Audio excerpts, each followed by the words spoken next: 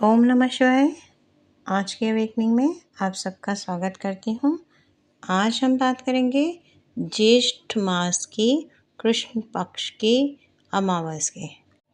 इस दिन वट सावित्री व्रत किया जाता है, यानी वट वृक्ष की पूजा की जाती है।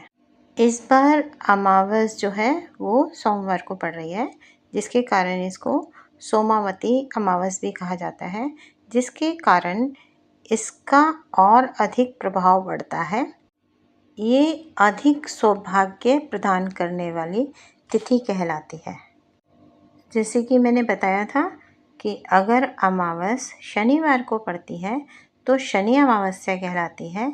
वे भी विशेष महत्व रखती है और जो सोमवार को पड़ेगी इस बार वो वट सावित्री व्रत के दिन बहुत ही शुभ फलदायक है।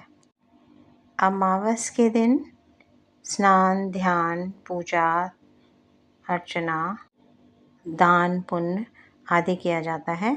अमावस पितरों को समर्पित होती है। अमावस हफ्ते में 7 दिन में किसी भी दिन पड़ सकती है। अमावस पर गंगा स्नान का विशेष महत्व माना जाता है।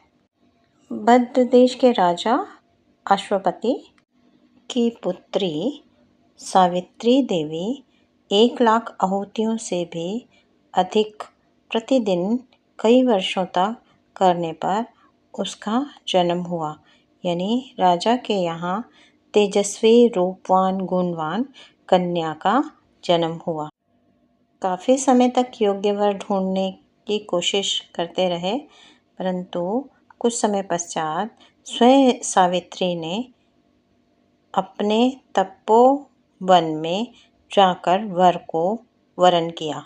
सल्व देश के राजा ध्रुमसेन, जिसका राज्य किसी ने छीन लिया था, उन्हीं के पुत्र सत्यवान से उन्होंने अपना विवाह किया।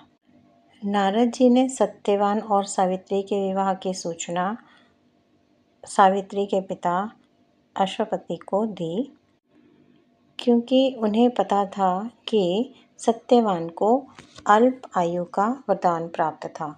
इसके चलते उनके पिता चिंतित रहने लगे। यूं तो सत्यवान गुणवान, धर्मात्मा और बलवान था, परंतु अल्प आयु उनकी निश्चित थी। एक बार सत्यवान जंगल में लकड़ी काटने के लिए एक वृक्ष पर चढ़े। लकड़ी काटते हुए उनका सर दर्द करने लगा और वो उस सर दर्द की पीड़ा से गंभीर रूप से व्याकुल होकर पेड़ से नीचे उतरकर आए। सावित्री ने जब उन्हें इस हालत में देखा तो सावित्री ने उनका सर अपने गोद में रख के सहलाने लगी। सत्यवान की ऐसी स्थिति देखकर वे समझ ही गई थी, परंतु जिस समय यमराज सत्यवान को लेने के लिए पहुँचे तो सावित्री उनके पीछे पीछे चलने लगी। यमराज ने बहुत मना किया कि ये विधि का विधान है, आप हमारे साथ नहीं चल सकती हैं। आपके पति की आत्मा को मुझे ले जाना ही होगा, क्योंकि इनकी इतनी ही आयु निश्चित है। परंतु उन्होंने ठान लिया था कि मैं अपने पति के प्राण यमराज से वापस लेकर के आऊँगी।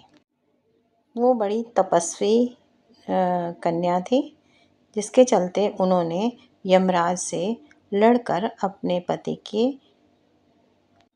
आयु को पुनर्जीवन प्रदान दिया।